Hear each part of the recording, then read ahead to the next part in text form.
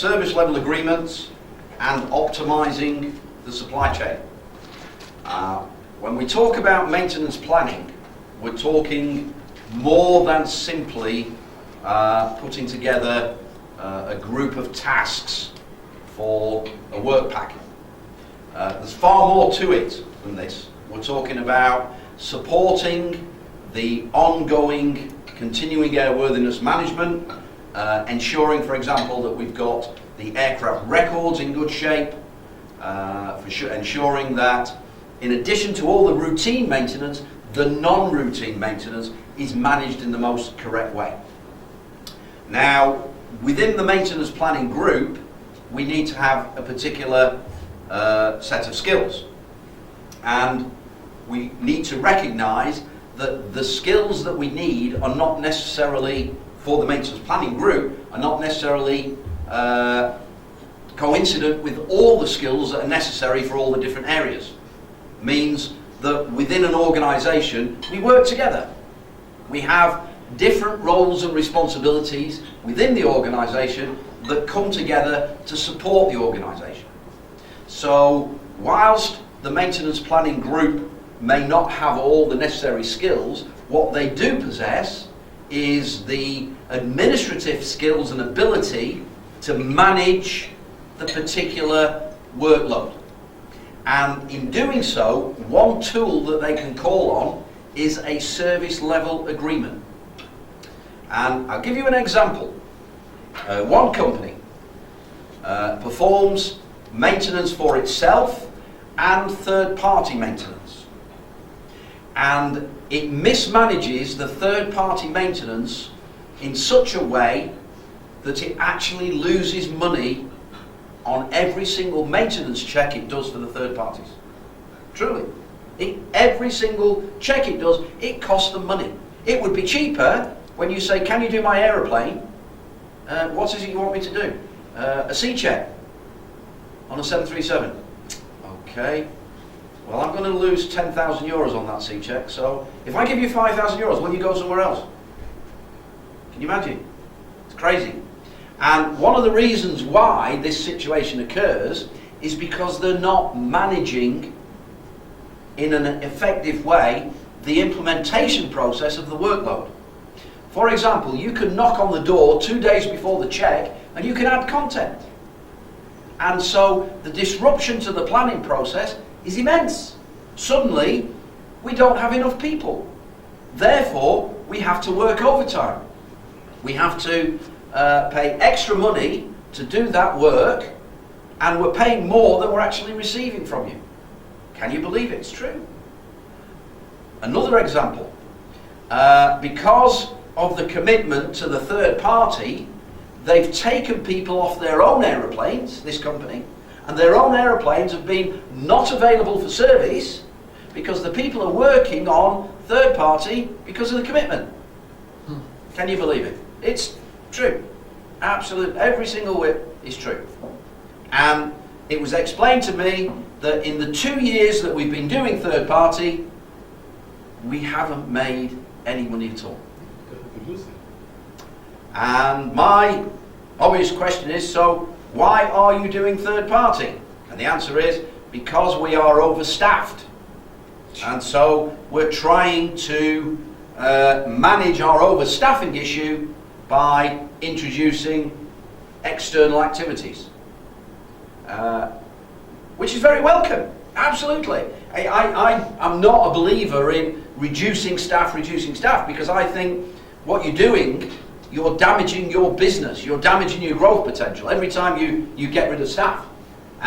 What you've got to do is to provide the staff with work that's generating revenue. So let's see what we can do with service level agreements. Supporting the aviation production planning process, developing internal service level agreements. Basically, a service level agreement is an agreement which is creating between 2 or sometimes more stakeholders or relevant parties to agree a set of obligations or deliverables. Can anybody do this? Absolutely.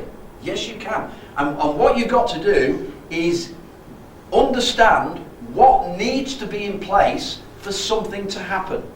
For example, if we're going to do a maintenance check on a customer aeroplane, we need the customer's documentation. How long before that maintenance check do we need the customer's documentation? Well, it depends, but if we're going to have to do some research, it might be 7 or 10 days. So we would have a service level agreement, for example, that says all documentation must be received 7 working days before commencement of the maintenance check. Any delay will delay the commencement of the maintenance check. So that's fine. That's the agreement.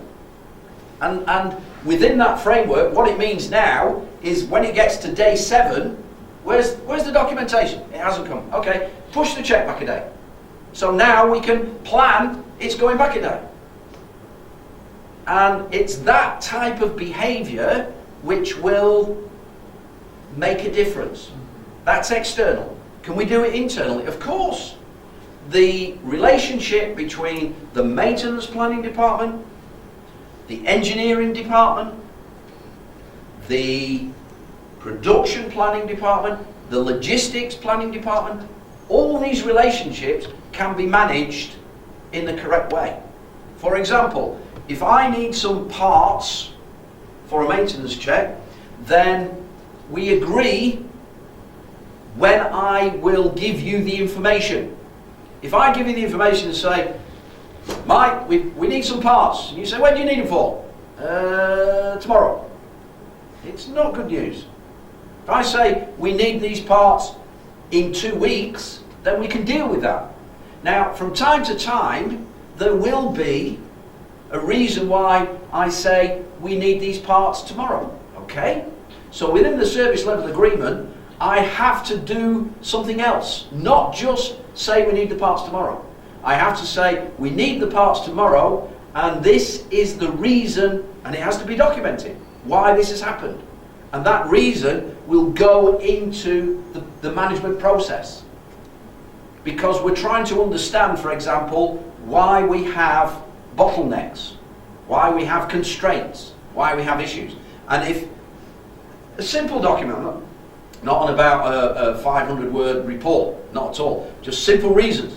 But if one of the reasons is my workload, and I'm consistently coming up against this workload story, it's now can be costed. Because each time we report it, it goes to engineering accounts for costing analysis. And we develop a set of company metrics and say, because you gave that information 1 day before the check, because we had to go AOG, the cost of that is an additional 250 euros, for example. And that 250, I don't pay it, of course I don't, but that is a cost to the business. And if that keeps happening, then that money, again, that notional money, is lost to the business. But if we can show at the end of the year that we're losing tens of thousands of euros, then we've got some yardstick. Means we've got some criteria by which we can develop our processes. So this is the theory behind service level agreements. It obliges people. It obligates people to behave in a certain way within a certain time frame.